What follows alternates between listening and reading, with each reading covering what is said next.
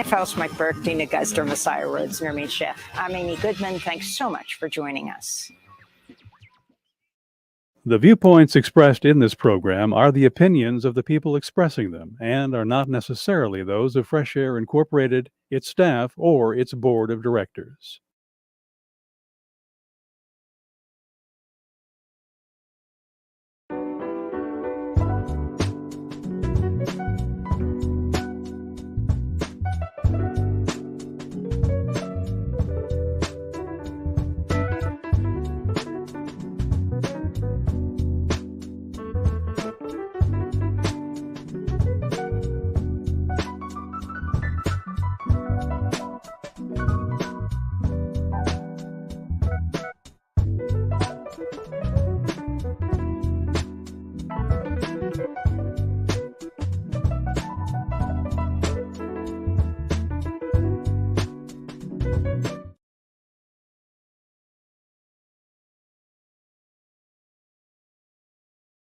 Tuesday, November 29th, 2022. I'm glad to be here and glad to have you along. We do this show every Tuesday live on KFAI and live to the web at kfai.org, but it's much more than that. We also stream the program on local and national platforms. The NNPA, National Newspaper Publishers Association, the Black Press of America, their YouTube page and their Facebook page. We also stream it live on the Insight News McFarlane media platforms, including Facebook, including Twitter, including YouTube, and including the LinkedIn. So there's all kinds of ways to connect. If you are connecting on one of those platforms right now, tell somebody else to tune in. This is an important conversation today. I'm pleased to begin by introducing my friend and colleague, Alfred Babington-Johnson. He's the CEO of the Stairstep Initiative, Stairstep Foundation. We've been working together for a long time, all under the banner of building community. Brother Babington, thank you for co-hosting and hanging out with me today and for working with me. How you doing, man?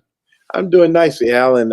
I'm grateful that we have been able to agree together to sport the same haircut this evening.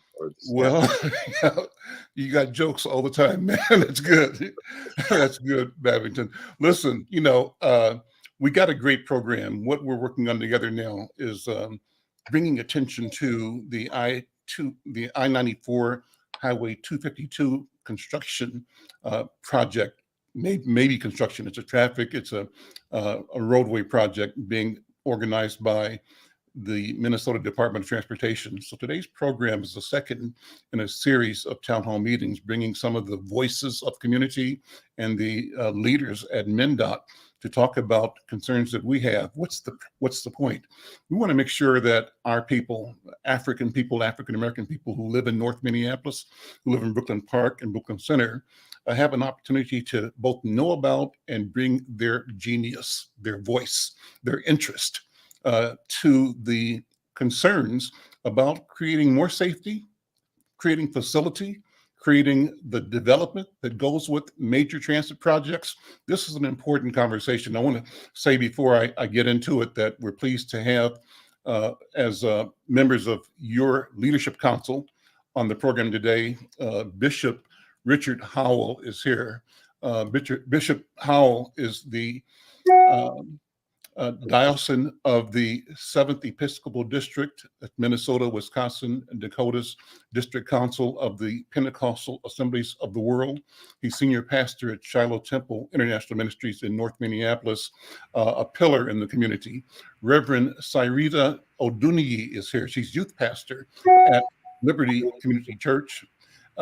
Reverend Dr. Francis Tabla is here, senior pastor at Ebenezer Community Church in Brooklyn Park, and Superintendent McKinley Moore, pastor of Jehovah, Jireh Ministries, Church of God in Christ in Brooklyn Center.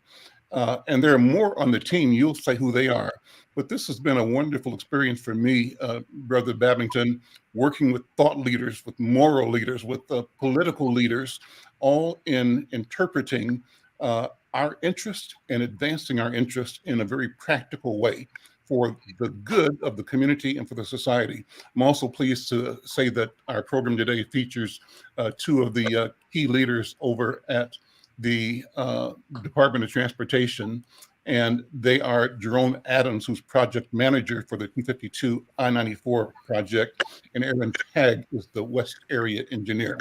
All in all, a good team, a good conversation. It's going to be fun. Babington, what do you think? I think it's already fun, Al.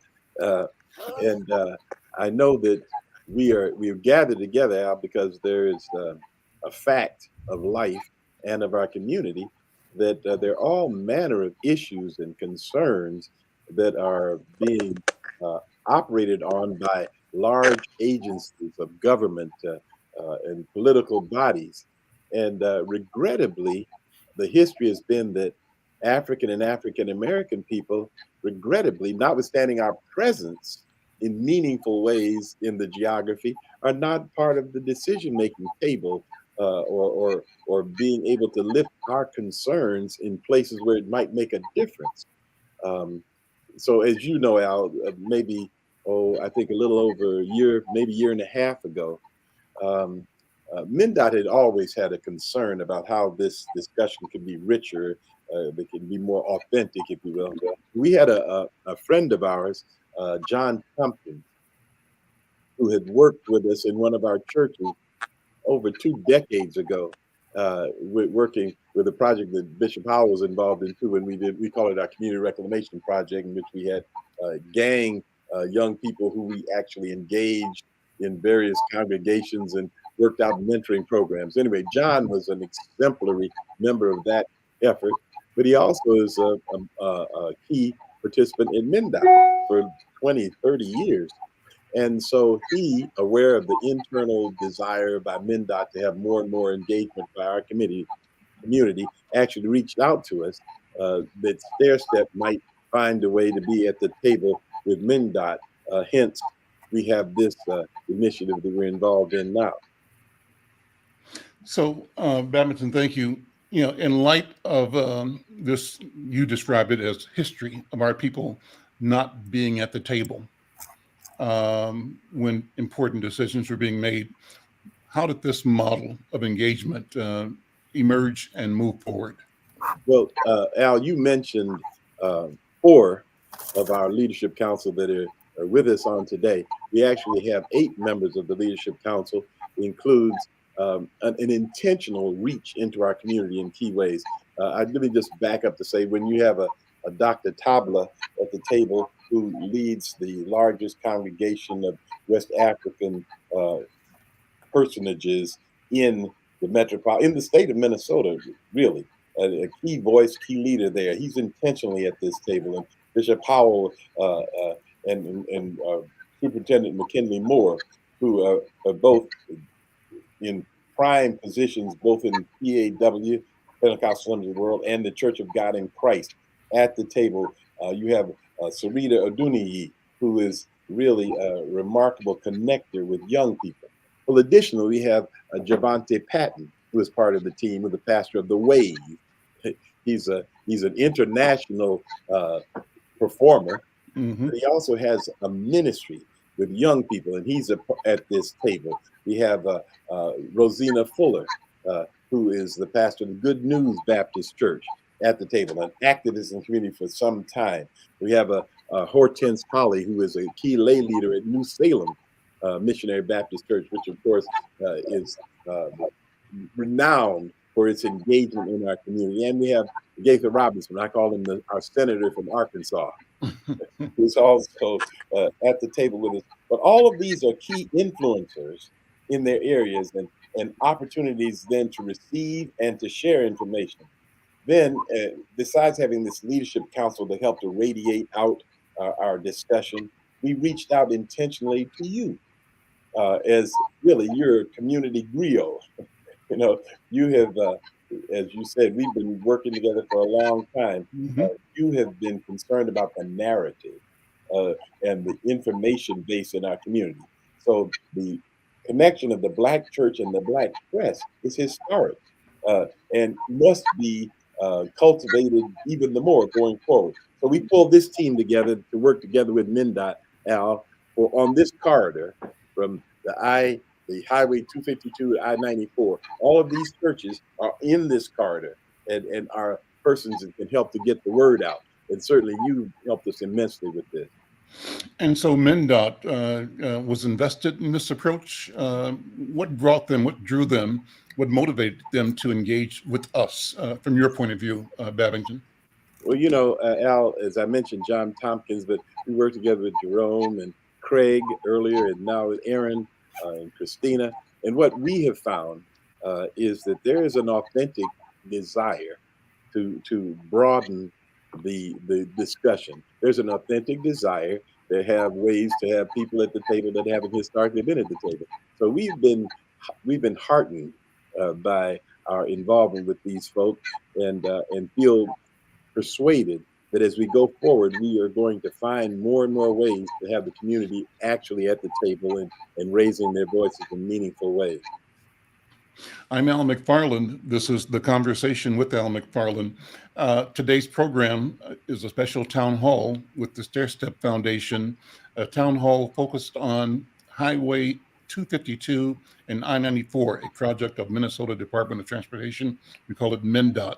So what we're going to do in the next part of this program, or in this program, is go over the project, talk about its history. We say we want to demystify the alphabet soup. What do you mean, Al? We hear professional technical terms like EHA, EIS, MnDOT, etc. We're going to dig into explaining what these terms mean so that ordinary among us will be familiar with the language, the vocabulary of change that is working through this professional system. We also want to talk about the kinds of alternatives that professionals and communities look at when they look at a project for a variety of reasons. What are those reasons? And in response, what kinds of alternatives lie ahead? Finally, a big thing here is schedule, the timetable.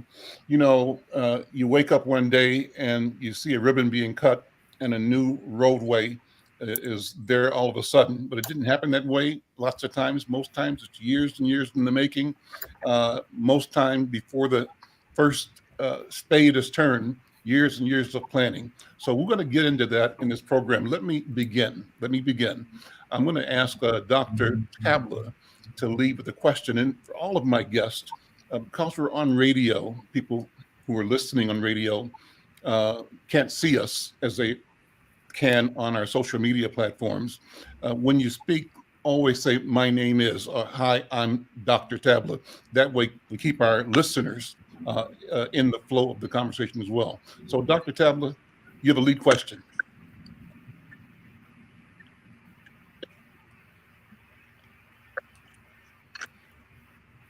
No, I think, and we got technology here, so I don't know.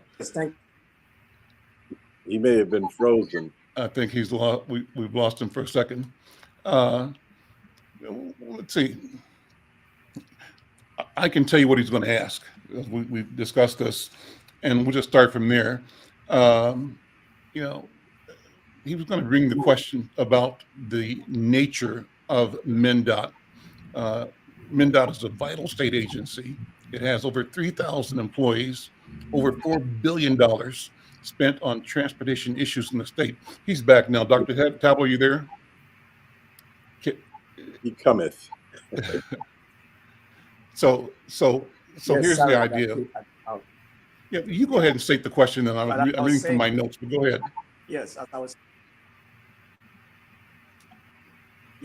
I was saying, MnDOT is a very vital state agency in Minnesota, and my understanding is that you all have over 3,000 employees, and over $4 billion is spent on transportation issues yearly in Minnesota. Could you give us a little better sense of who you are and what you do? Yeah, I can do that. This is Aaron with MnDOT. As Al said before, I'm West Area Engineer with MnDOT. And first off, I just want to say, thank you for having us on today, all of you, and also just for the relationship and the partnership that we've built. we're going to continue this forward as we develop this project. And I think it's a really a great thing, and we're doing some new things here that MnDOT traditionally hasn't done in the past. So it's great to be on here with you today. So MnDOT, as an organization, the Minnesota Department of Transportation, we're a state agency that's part of the state of Minnesota. While most people probably know us for the highways, we deal with all kinds of transportation around the state. So whether you're driving or flying or taking a train or a bus or a bike or on a barge, we have different ways that we help to operate and maintain the different transportation systems in the state of Minnesota. Our mission is to plan, build, and operate and maintain a safe, accessible, efficient, and reliable multimodal transportation system that connects people to destinations and markets throughout the state, regionally, in the world. So really, our what we want to do is connect people and goods to each other all over. Whether it's to your neighbor's house a few blocks away or to a different country.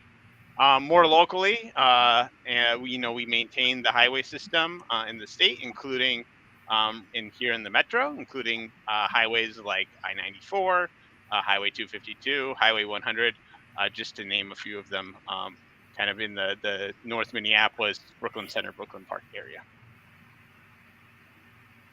Hi, my name is Reverend Cyreta Oduniyi, and my question is, what are the issues that might cause MnDOT to look at doing a project on our roadway system?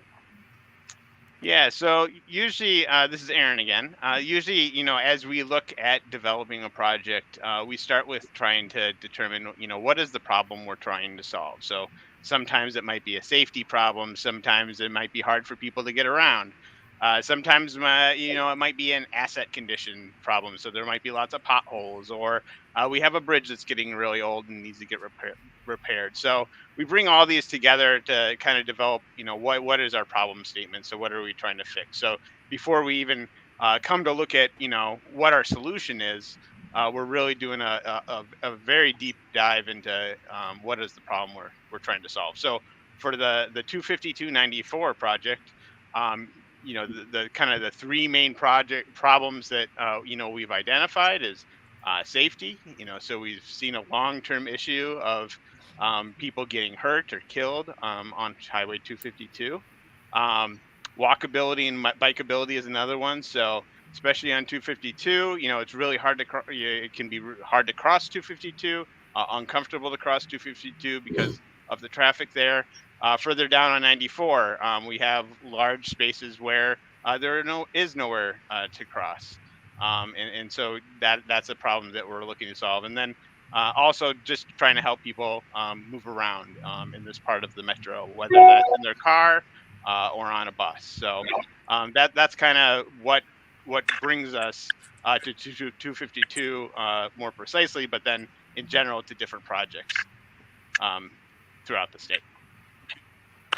Thanks, Aaron. This is Superintendent Moore in Brooklyn Center. Our Leadership Council has been interacting with MnDOT for about 18 months, talking about Highway 252 and I94. But I understand that the initial discussions and planning on this project goes back at least 17 years ago. Yep. This is Jerome at MnDOT. Thank you, Superintendent Moore. And this is a little bit confusing, so I'll try to explain it as concisely as I can. One of the things that we need to understand is that there are studies, and then there's the actual environmental approval process. And those two things are different, and I'll explain the previous studies that led us to this and our current environmental approval process.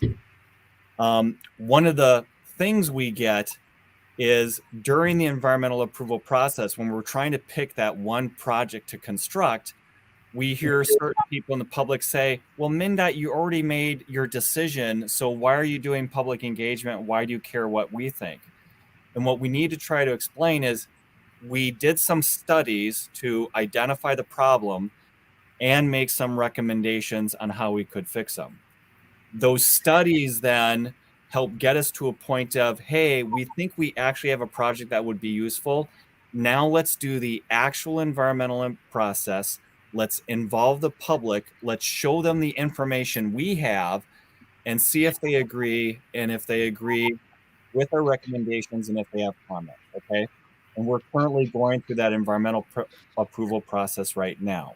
So what are these previous studies we've been doing for 17 years, as Superintendent and Moore asked? So back in around 2014 to 2016, Brooklyn Center started a corridor study, and they were really looking at 66th Avenue and 70th. And again, the city initiated that, and they recommended in that time frame, 2014 to 2016, they recommended closing 70th Avenue and installing a pedestrian bridge and removing the signal at 66th Avenue and putting an interchange, a bridge with freeway ramps. Then in 2017, the Metropolitan Council did a principal arterial intersection conversion study. That was a lot of words. Essentially what they were doing is they were looking at where do we have highway signals, stoplights, and should we replace those stoplights with, again, a bridge and freeway ramps. So that was 2017. Then in 2018, MnDOT did a MnPass system study, phase 3 study. So MnPass is now called Easy Pass. So that's that managed lane where if you're in a high occupancy vehicle, you can use that lane for free. If you're only one person in a vehicle and you want to use that lane during rush hour, you would have to pay a fee.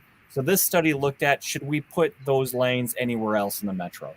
And one outcome of that study is they did recommend that Highway 252 would be a good place to consider installing Easy Pass lanes. Then in 2017 to 2020, Hennepin County started doing an environmental assessment, and they recommended converting all of Highway 252 to a 6-lane freeway with Easy Pass lanes. And now in 2022, MnDOT is doing an EIS, and I think we're going to learn more about these documents in a little bit. And again, we are studying what is the alternative we should construct to fix the problems Aaron was just talking about, and engage the public and ask them if they agree with our approach and recommendation. Bishop Howell, thank you, Jerome. I guess it makes sense that so many different governmental bodies would play a role in these matters, since Highway 252 runs through Brooklyn Park and Brooklyn Center. How did I94 get added to the discussion? Right. So that's a good question. And so I kind of laid out a timeline kind of in my previous answer. And to some degree, what you have is you start with disorganization and you gravitate to organization. So in that previous timeline I gave, you have all these entities doing separate things. Brooklyn Center went and did a study on 2 intersections. Met Council went and did a study. Then Hennepin County kind of went in and did their own study. And so what happened was these agencies all saw what each other was doing. So that would be MnDOT, the Federal Highway Administration, City of Brooklyn Center, City of Brooklyn Park, City of Minneapolis, Hennepin County.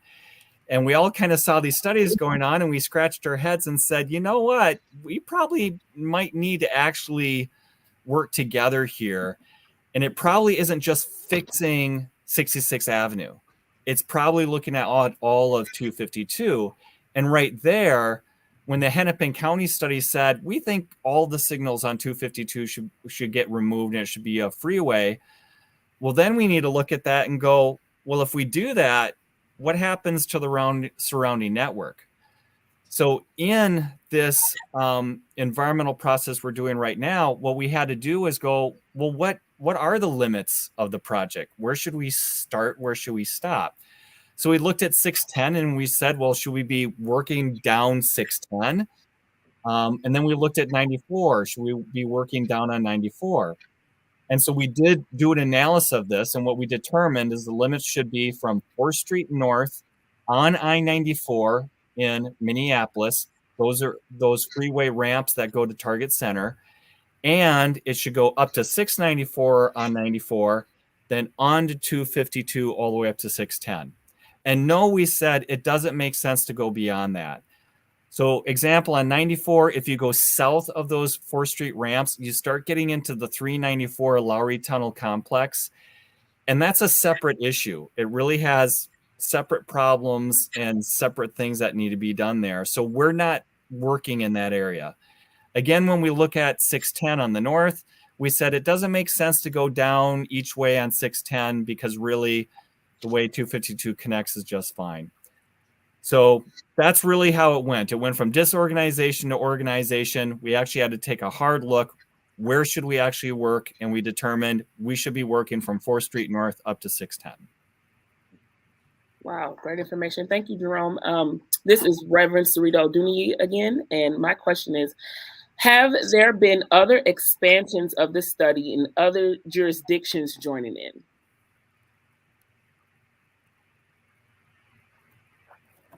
All right. Aaron, feel free to jump in here. So I would say, Aaron, that our EIS is kind of the biggest expansion of all the previous work. That's what I would say, Reverend. So previously in these other studies I mentioned, City of Brooklyn Center did a study at 66. Then Met Council looked at easy pass lanes. And Hennepin County just looked at 252. I think what we're doing right now today, this environmental impact statement, that is the biggest evolution of all these studies. And it is saying we're going to combine all that previous work into what we're doing now. We've set our limits from 4th Street North up to 610. Let's really study that area and let's figure out how we solve the problems that Aaron explained, safety and everything. And so when you ask about jurisdictions, Reverend, so yes, our partners are Hennepin County, Brooklyn Park, Brooklyn Center, Minneapolis, and then we had the Federal Highway Administration. And we're all working together to figure out how to solve the problems on 252 and 94. Did I say that good, Aaron? Yeah, I think that was good. There's a lot of other agencies, both at the federal, state, and kind of local level that we work with. Not quite at that same level we work with those partners, but using the EIS way of doing things brings more of those other entities into the process as well.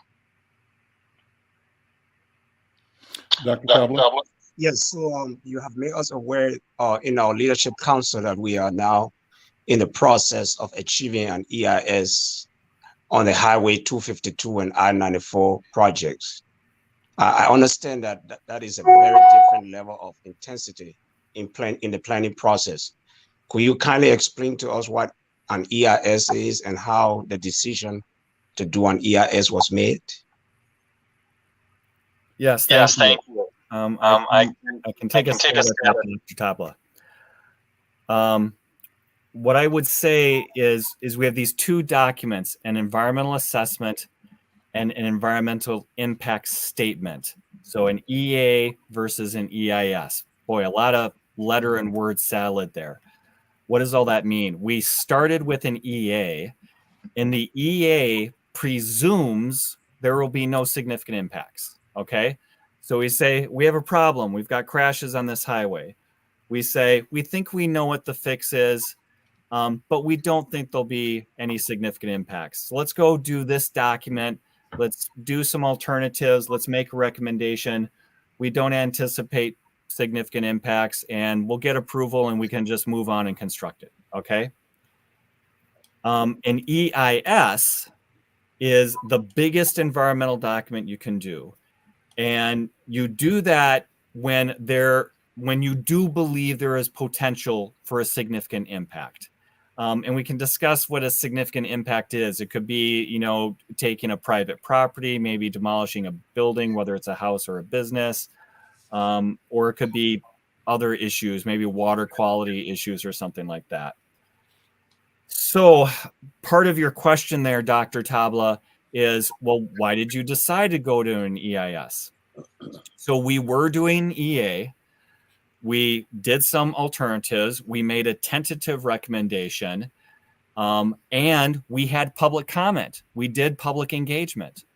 And when we read those comments, they said things like, we don't think you're doing enough with transit. We want you to study transit more. And they said, hey, we do see some impacts. We do see some property acquisitions. We're concerned about the number of vehicles and potential air pollution. And so what we determined out of those public comments is, hey, we probably need to respect these comments, and we should go to the highest level environmental document, an EIS. And in doing so, what that allows us to do is study more alternatives we didn't consider yet, and really vet them and go, what is the best solution to solve these crashes that we're seeing on Highway 252? Did that answer your question, Dr. Tabla?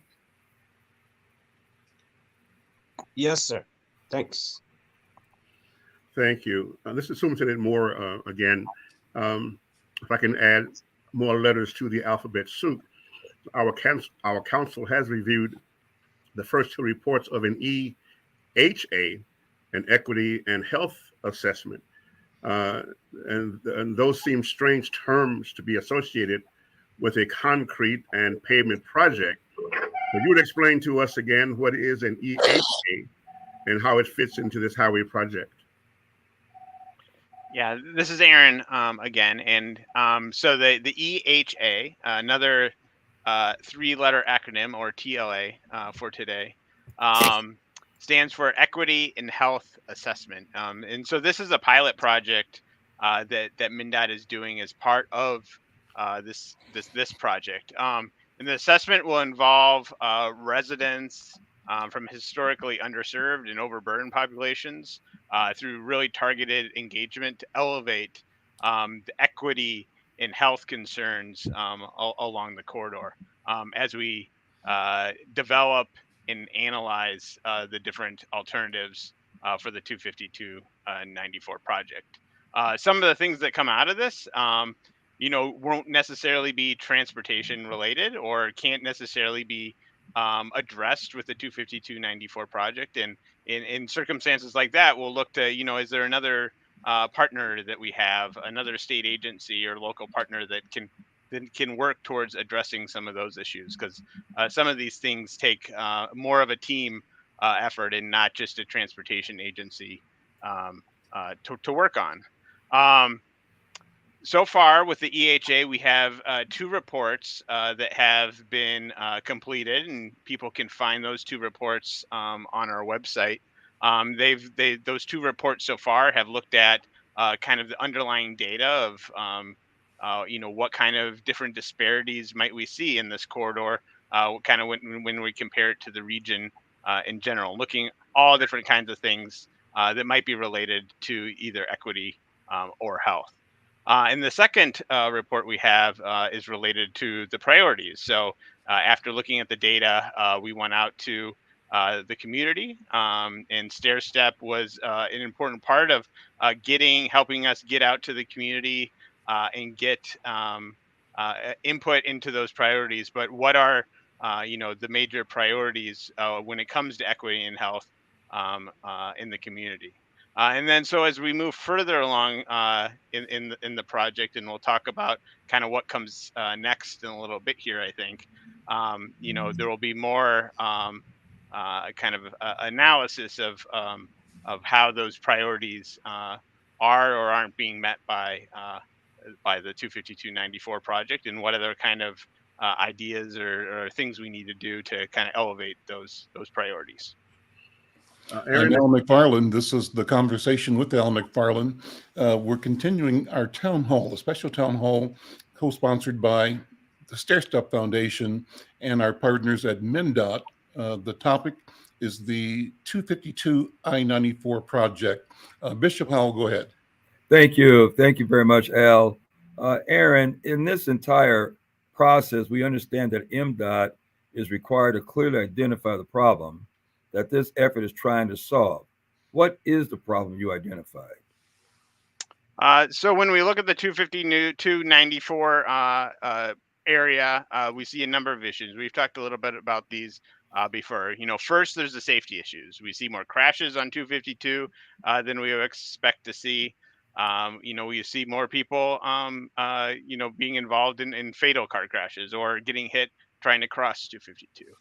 Second, there's a walkability and bikeability issue. I touched on this a little bit earlier. It can be hard to cross 252-94, whether it's because you have a lot of lanes to cross or because there's just a big gap between spots where you can cross. And then lastly, in this area, it can be hard to get around on the highways. There's sometimes congestion, and whether you're driving in a car or riding in a bus, that congestion can make it slower for you to get around and do the different things that you need to do in your life.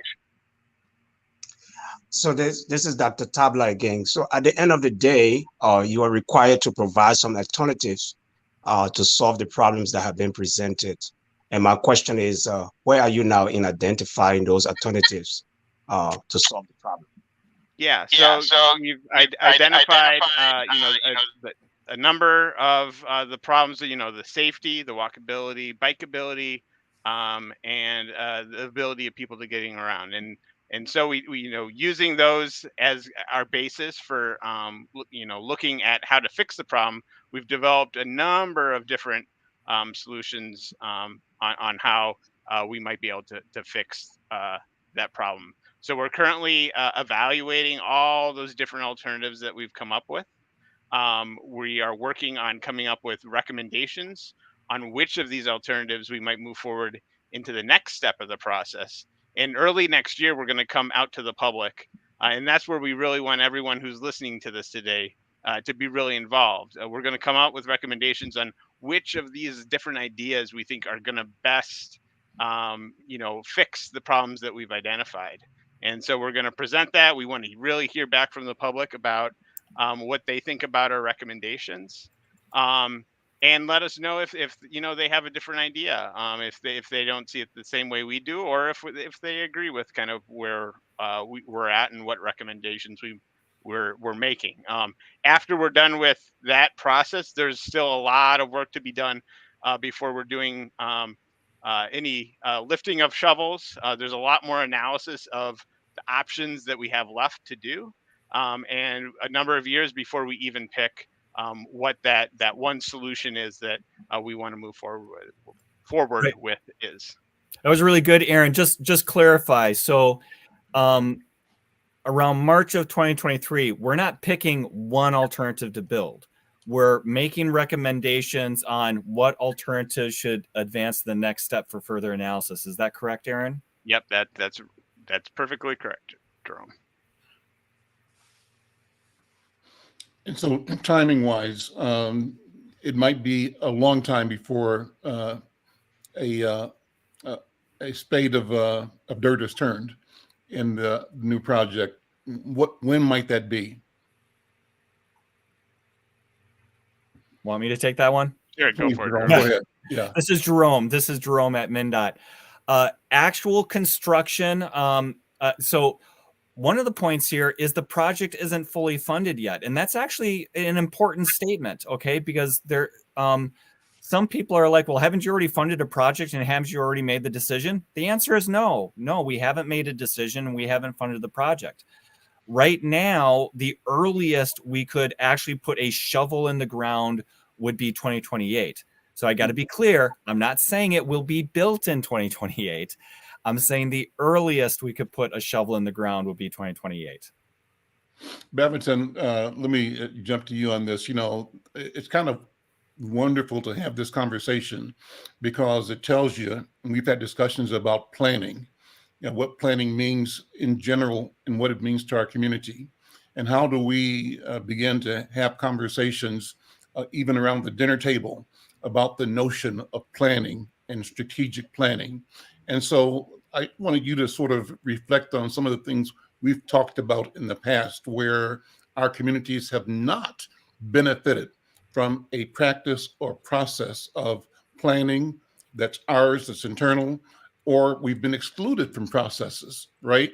And often to our detriment. And I think that's kind of part of the passion that you bring in inviting all of us to be conscious, to be present, and to participate, and to support a willingness at the state level, at the bureaucracy, to engage our interests as we speak them. What do you think, Babington? Well, certainly, Al, I think often we can be in a position in which things happen to us that are because of what we have done. We observe these things to be consequences of our own actions and our own decisions.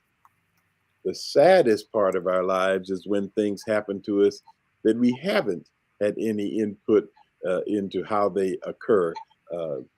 Outside forces have acted, and as a consequence, we are experiencing all the detriment of it. That's been a regrettable history of too many parts of our society where people don't have the same kind of access to power and influence. This project that we're doing now with MnDOT really reflects a sort of a breakthrough. At least there's potential here that as we engage, we can both make MnDOT as an agency more aware of the importance of the community's involvement and the benefit of that. But we can also make the community aware of the need to be at the table and to provide additional tools that we might be able to move forward. I know that I think Superintendent Moore, you have a question? Yes, sir. Can I do a quick follow-up on the EHA and then Sure. the next question we have? But you talked about the EHA and what that means, but can you give us a couple of examples so we can understand exactly how traffic can impact health?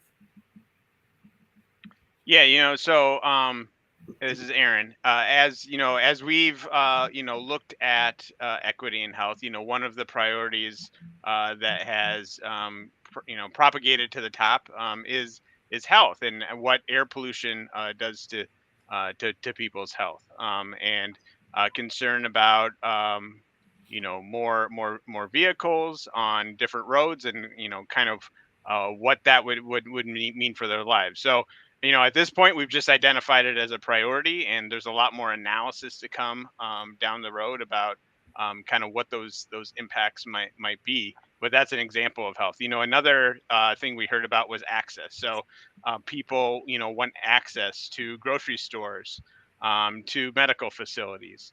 Some people use their car to get to those facilities. Some people use transit to get to those facilities.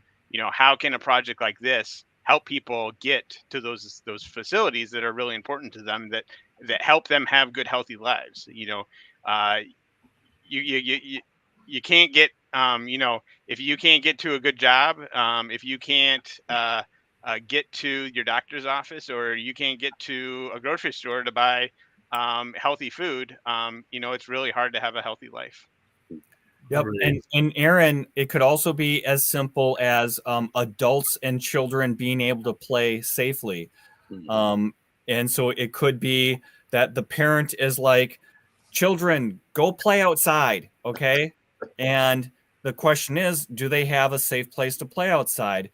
Transportation wise, we can build trails that connect to parks.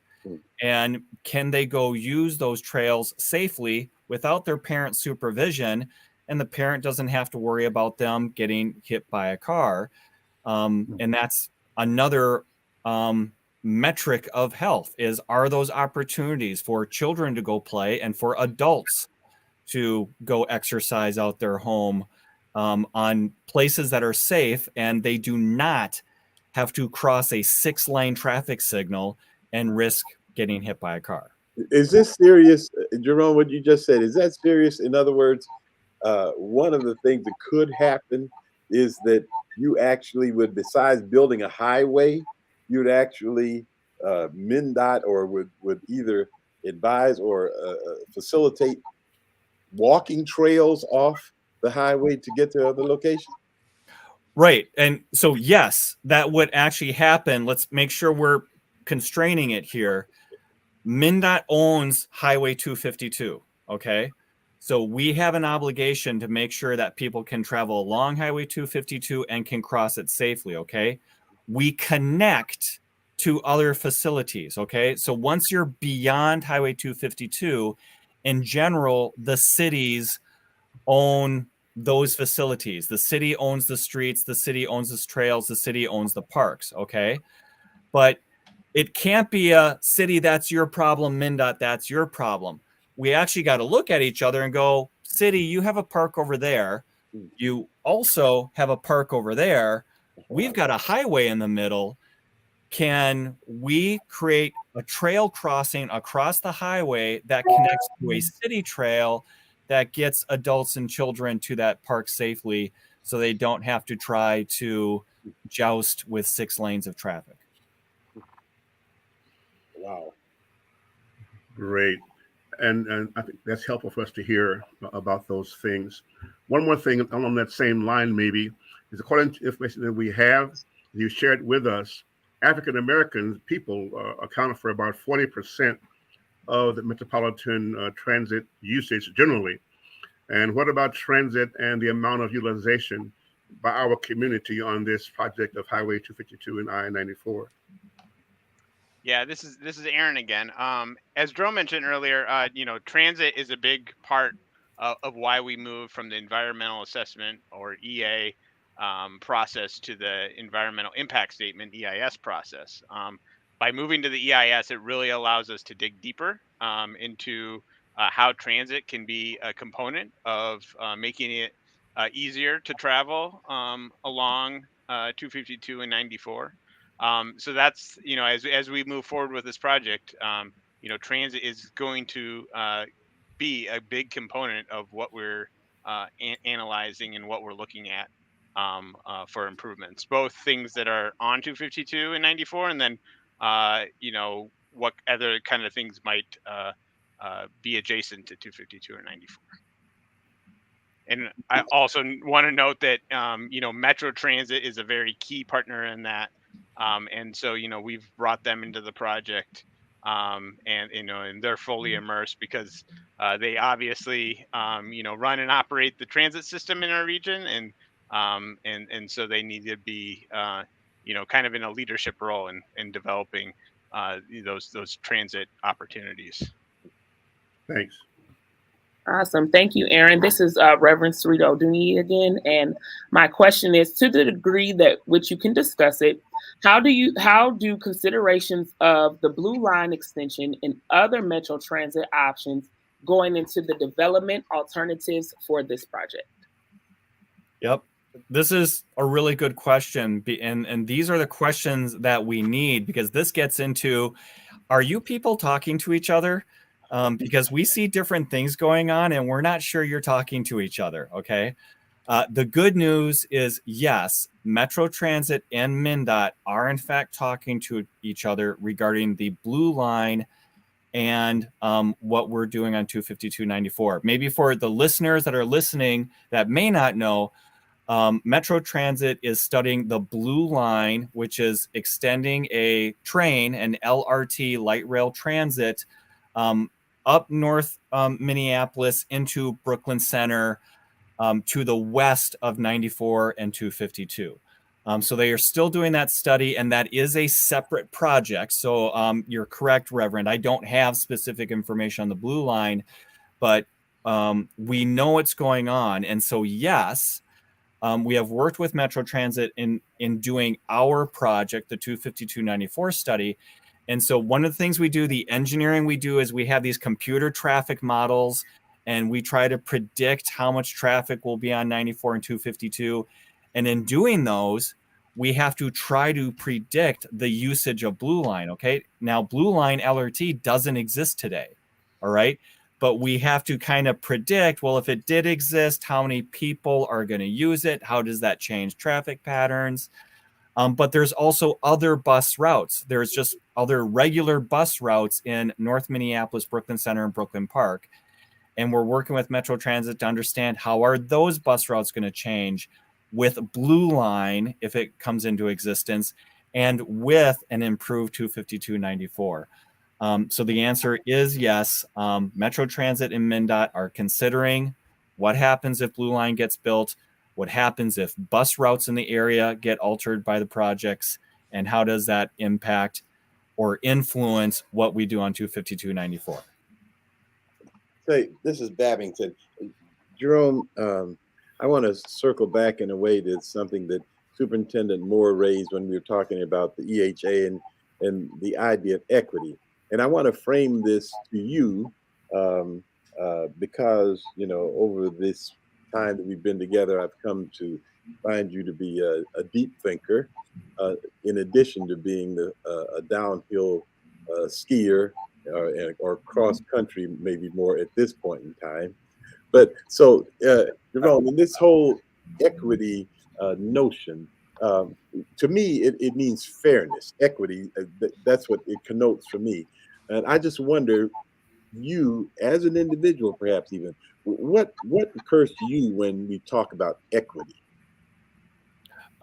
Is your question specifically about equity or the health part, Reverend? No, it's about the term leaving aside, the EHA or anything else. This is just it's a term that is so used right now in our society in any number of ways. And just as one citizen to another, what equity, what does that suggest to you? All right. I think the answer I want to use is to talk about the history of redlining. Okay. And so if we talk about the history of redlining, it's based in racism. Okay. So I'm going to talk about racist history here. And so what redlining is putting Black people or non-white people in a certain place to live in the city and putting white people in a different place to live in the city. And when they did that, they said, well, the white people are going to live along the lakes and rivers where it's just really beautiful in the parks, okay? But the Black people or non-white people, we're going to put them next to the industrial areas, okay? So again, that was racism. We're talking about a racist act here, something that happened in the past, and MnDOT acknowledges that. So what are the equity and health outcomes of that? Well, the white neighborhoods that were next to the parks were like, we're feeling great. I get to go for a run around the lake, and I've got beautiful trees that consume the smog and give me good air quality, and it's just great to live in this neighborhood. Then you go to those Black neighborhoods that were located right to the industrial area, and we had this right in North Minneapolis. They had right there is a metal processing plant, and that metal processing plant is kicking out toxic fumes. And we have data that shows we have a higher cancer rate in this neighborhood versus other neighborhoods not near there. So that was an actual news story, in North Minneapolis. So right there's a health income, higher cancer rates. We were inhaling this pollution from this metal processing plant. Meanwhile, the other neighborhoods are surrounded by trees and parks, and they're doing great as they jog around the lake. So that is one historical manifestation of equity and health in how we plan cities and transportation. Al, I want to say this about this process that we've been involved with MnDOT, with Jerome, with Aaron, with Christina, with April, and others. We are in such desperate need as a society to break out of boxes. Earlier conversation today, Jerome held up a box, symptomatic of the fact that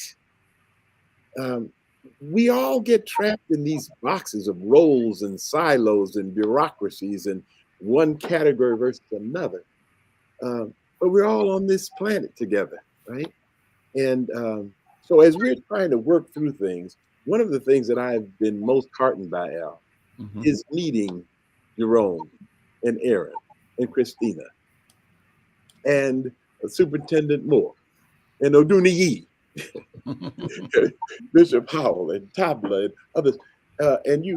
We are people.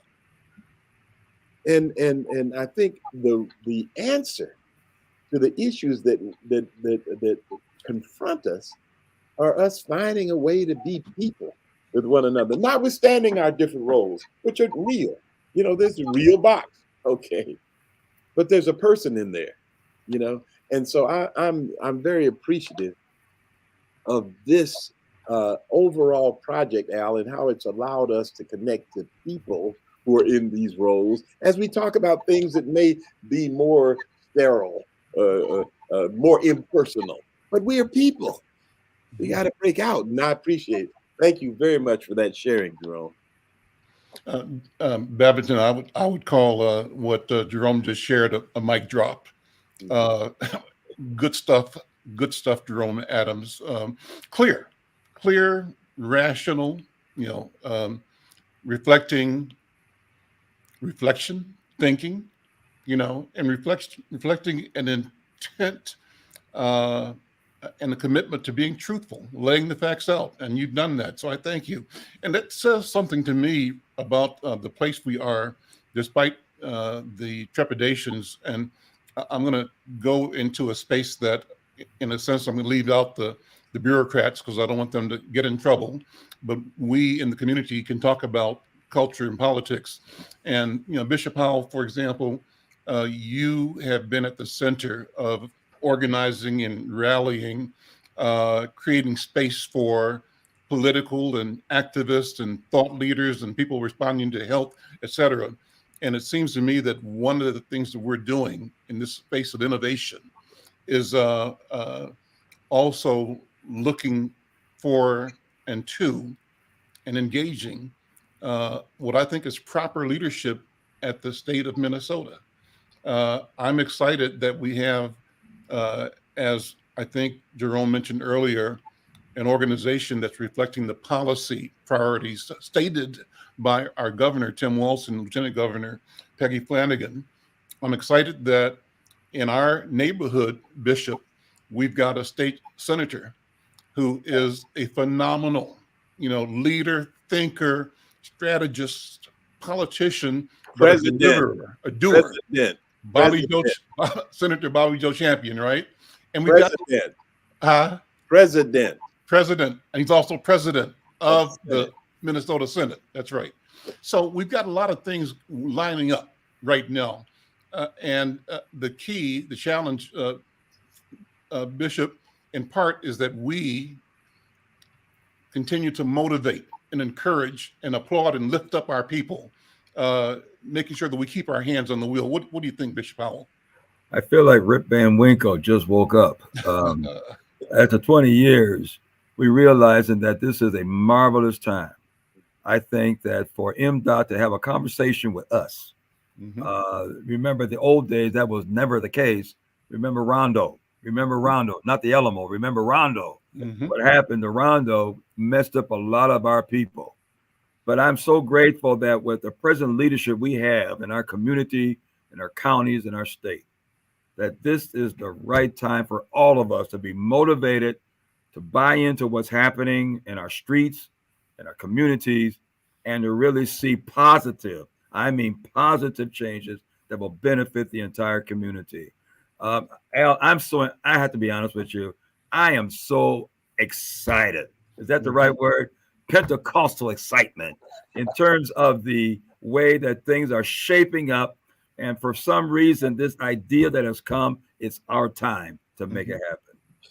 Dr. Tabla, you know, I think it's also unique that through this process, we have engaged, created a pathway for new citizens, recent immigrants from Africa to be engaged. What do you think about that?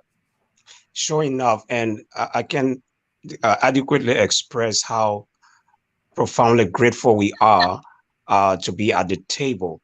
Like you mentioned, I represent a whole array of African immigrants here in the Twin Cities, thousands of them. And to just have the privilege to be at the table, to be discussing issues that definitely affect us, this is just heartwarming, and we are excited. And again, we look forward to rotating some of these town hall meetings within the segments of the community where these African immigrants are congregated. So thank you so much again, and it's a privilege. We're down the last minute and a half of the program. I wanted to ask Superintendent McKinley Moore for a brief sort of orders to the community, and ask Reverend Cyreta Oduniyi to do the same thing, and close with you, Babington. But Superintendent, what should we be doing in community? Well, I'm excited about the chance, as was said, to be involved with MnDOT and being at the table for this discussion. I can look back to share that in 2007, I believe it was, one of our young people, we lost their life at that intersection. And now we can do more than say, I'm sorry. It has taken a long time, but now we can say we're doing something about it to make a difference. And so for the community to get involved as well, learn all you can about what's going on, and so that we can come together and make a difference and not just be sorry for what happened. 10 seconds, Reverend Cyreta. Yes, I think one of the ways to reach out to millennials and the generation under millennials is a strong social media presence with sound bites of what's going on to bring that group together, so we know what's going on in our city. And Babington, you got 20 seconds to close it out. You're muted. And his voice is muted. Listen, this has been a great conversation. Stay tuned. We'll be doing more. You'll see these stories in Insight News as well. I'm Al McFarlane. This is The Conversation. Thanks to all my guests. We'll see you next time.